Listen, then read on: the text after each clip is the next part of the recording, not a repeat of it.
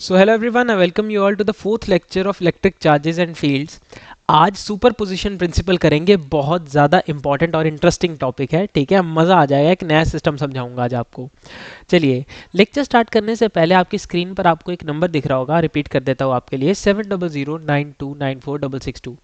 अगर आप हमसे ऑनलाइन पढ़ना चाहते हैं देन इस नंबर पर इंक्वायरी भेज सकते हैं, या फिर अगर आप जलंधर या फिर नियर बाय एरिया से बिलोंग करते हैं तो आप हमारा ऑफलाइन बैच भी ज्वाइन कर सकते हैं। ठीक है, बिना टाइम वेस्ट किए चलते हैं हमारे super position of electrical charges पे। अब भाई सुपर पोजिशन क्या होता है, पहले तो एक चीज़ समझो। ठीक है, हम थ्योरी पे इसकी बाद में जाएंगे।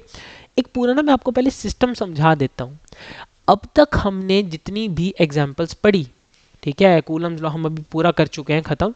तो हमने अब तक जितनी भी सिस्टम्स की एग्जाम्पल्स पढ़ी हैं उनमें हमने एक ऐसा सिस्टम उठाया जिसके अंदर क्या है, आपके केवल दो ही चार्जेस लिए जाते थे।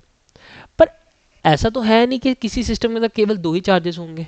ठीक है, ऐसा कोई कंपल्शन तो है नहीं। ठीक है, सिस्टम के अंदर तीन चार्जेस भी हो सकते हैं, चार भी हो सकते हैं, कभी कभी पाँच भी हो सकते हैं, छः भी हो सकते हैं, हंड्रेड्स ऑफ चार्जेस भी हो सकते हैं। तो सर उस केस में क्या होगा? उस केस में आपके सामने मैंने जो है ये तीन चार्जेस वाला एक सिस्टम लिया है, ऐसा कुछ होगा।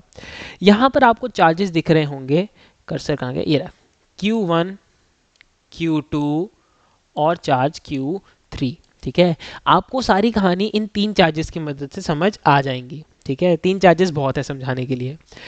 मैंने आपको बताया था कि जब चार्जेस का नेचर सिमिलर होता है, ठीक है, बचपन से हम बढ़ते आ रहे हैं कि सिमिलर चार्जेस जो लाइक चार्जेस होते हैं, ठीक है, वो एक दूसरे को रिपेल बहुत अच्छा करते हैं। तो मैंने मान लीजिए आपके सामने ये रख दिए, तीनों के तीनों ही पॉजिटिव चार्ज।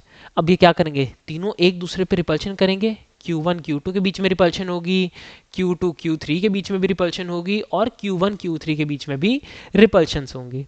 है ना, इतनी बात तो हम जानते हैं, बचपन से पढ़ते आ रहे हैं। अब ये जो फोर्सेस लग रही हैं, ठीक है, यहाँ पर जो फोर्सेस मेरी होंगी, ठीक है, कह लो कि अगर मैं इंडिविजुअली पहले इस चीज़ को कंसीडर करूँ, ठीक है, उसके बाद फिर Q1 अपना Q2 Q3 को कंसीडर करूँ, फिर Q1 Q3 को कंसीडर करूँ, तो मैं कहता हूँ जो मेरी इंडिविजुअल फोर्सेस लगेंगी, ठीक है, वहाँ से मुझे ना एक चीज़ समझ आती है कि फोर्स एक पॉइंट से दो दो डायरेक्शन में लग रही है। मतलब जैसे मान लीजिए अभी सिस्टम सिर्फ इतना समझिए, ठीक है, अभी सिर्फ इतना अपने दिमाग में रखिए, Q1 Q2 का। ठीक है, Q1 Q2 के ऊपर कौन सा चार्ज फोर्स लगाता है? F21 लगाएगा, है ना, F21 लगाएगा। ये मैंने आपको पिछले लेक्चर में बताया था। जो नंबर पहले लिखा हुआ है मतलब उसके ऊपर फोर्स लग रही है, और जो नंबर बाद में लिखा हुआ है उसके द्वारा फोर्स लग रही है। ठीक है, तो F21 का मतलब Q2 के ऊपर फोर्स लग रही है और Q1 इस फोर्स को लगा रहा है। ऐसे Q2 Q3 के बीच का इंटरैक्शन देखो, ये भी तो रिपल्शन करेगा। मतलब Q3 चार्ज भी Q2 के ऊपर कुछ ना कुछ फोर्स लगाएगा। उसे मैंने बोलो मान दिया अपना F23। ठीक है, कि फोर्स लग रही है सेकेंड चार्ज के ऊपर बाय दी थर्ड चार्ज। ऐसे Q3 मानो, Q3 के केस में क्या होगा, Q2 चार्ज भी कोई फोर्स लगा रहा होगा जिसे हम F32 बोलेंगे, और Q1 चार्ज भी कोई फोर्स लगा रहा होगा जिसे हम F31 बोलेंगे। और ऐसा ही हमारा किसके साथ हो रहा होगा, Q1 के साथ भी हो रहा होगा। ठीक है, क्वाइट ऑब्वियस है, Q1 के साथ भी सेम ही चीज़ हो रही होगी। तो यहाँ पर क्या हुआ, F13, और इधर की तरफ फोर्स आ गई हमारी F12। इतनी बात समझ आई? अब सुपर पोजिशन प्रिंसिपल क्या कहता है? सुपर पोजिशन प्रिंसिपल कहता है कि जब एक सिस्टम के अंदर नंबर ऑफ चार्जेस ज़्यादा होते हैं, ठीक है, जब एक सिस्टम के अंदर नंबर ऑफ चार्जेस ज़्यादा होते हैं तो किसी भी दिशा में लगने वाली नेट फोर्स, वो भी समझाऊंगा अभी नेट फोर्स क्या होती है। ठीक है, किसी भी दिशा में लगने वाली नेट फोर्स उन फोर्सेस का टोटल सम होती है।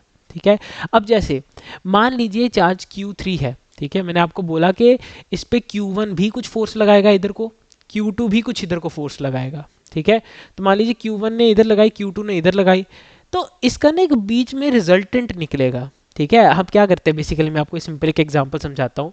मान लीजिए आप फुटबॉल खेल रहे हैं, ठीक है, आप फुटबॉल खेल रहे हैं, एक प्लेयर इधर से आया, एक प्लेयर इधर से आया, बॉल इधर पड़ी है, उसने टांग मार के बॉल को इधर भेजा, साथ में दूसरे प्लेयर ने टांग मार के बॉल को इधर भेजा।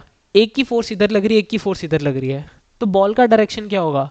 बॉल तो बढ़ के सीधा निकल जाएगी, है ना, वो तो ना इधर की रही ना उधर की रही, तो उसका रिजल्टेंट फोर्स किधर को आया? सामने को आया। ऐसे ही मैं कहता हूँ मेरा F32 है, ठीक है, यहाँ पर मेरा F32 है और यहाँ पर मेरा 3 1 है, ठीक है। ये दो फोर्सेस लग रही हैं अभी फॉर द मोमेंट, लग रही हैं किसके ऊपर, Q3 चार्ज के ऊपर। तो एक फोर्स इधर की जा रही, एक फोर्स इधर की जा रही, तो रिजल्टेंट कहाँ जाएगा, ठीक है। जो मेरा नेट चार्ज है उसका मूवमेंट किधर होगा, चार्ज को रिपल्शन फेस होगी सामने की तरफ, यानी कि इसका नेट फोर्स कुछ इस दिशा में लग रहा होगा। समझे बात को, नेट फोर्स क्या होगा, इस दिशा में लग रहा होगा।